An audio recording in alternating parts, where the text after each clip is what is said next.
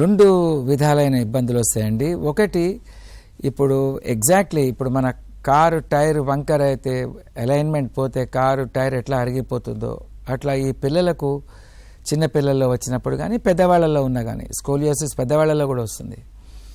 అప్పుడు నడుము వంకర అయితే ఒక సైడ్ నడుము అరిగిపోతుంది తొందరగా. ఎప్పుడైతే నడుము అంటే స్పైన్లో వెన్నెముకలోని ఎముకలు అరిగిపోతాయో అప్పుడు వెన్నెముకలో మెడలో కానీ వీపు భాగంలో కానీ నడుములో కానీ విపరీతమైన నొప్పి వస్తుంది. అది ఒకటి. రెండవది, చిన్నతనంలో వచ్చిన పిల్లలు వీళ్ళు స్కోలియోసిస్ కరెక్ట్ చేయకపోతే కొద్దిగా పొట్టిగా ఉండిపోతారు వీళ్ళు. అది ఒక ప్రమాదం.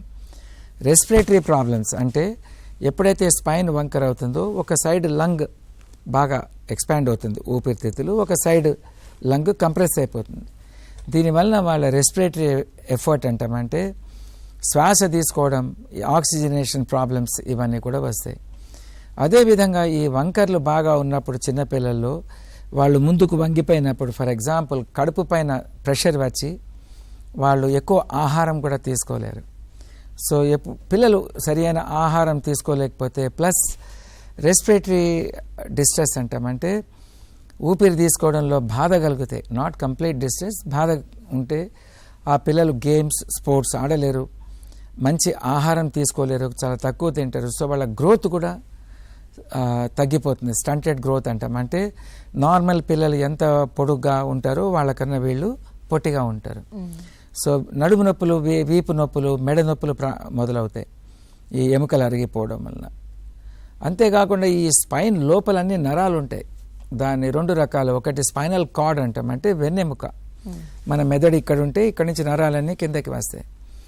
ఆ మెయిన్ నరం వెన్నెముక నుంచి, వెన్నెముకలో ఉన్న వెన్నుపాము నుంచి నరాలన్నీ బయటకు వస్తాయి.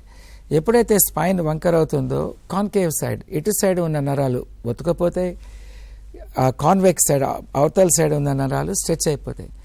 దీనివలన కాళ్ళు లాగడం, చేతులు లాగడం, ఒక్కొక్కసారి పెరాలిసిస్ రావడం ఇవన్నీ జరుగుతాయి. కొన్ని విపరీతంగా పెరిగిపోతే మూత్రం ఎఫెక్ట్ అవ్వడం. ఎందుకంటే మూత్రపిండాలకు బ్లాడర్ అంటాం, మూత్రాశయం అంటారు అనుకుంటే తెలుగులో. దానికి సప్లై చేసే నరాలు ఎఫెక్ట్ అయితే వాటి యొక్క కంట్రోల్ కూడా పోతుంది. సో బాధ నుంచి నొప్పి రావడమే కాకుండా గ్రోత్ ఎఫెక్ట్స్ కాకుండా రెస్పిరేటరీ ఎఫెక్ట్స్ కాకుండా వీటిపైన చాలా ఎఫెక్ట్స్ ఉంటాయి.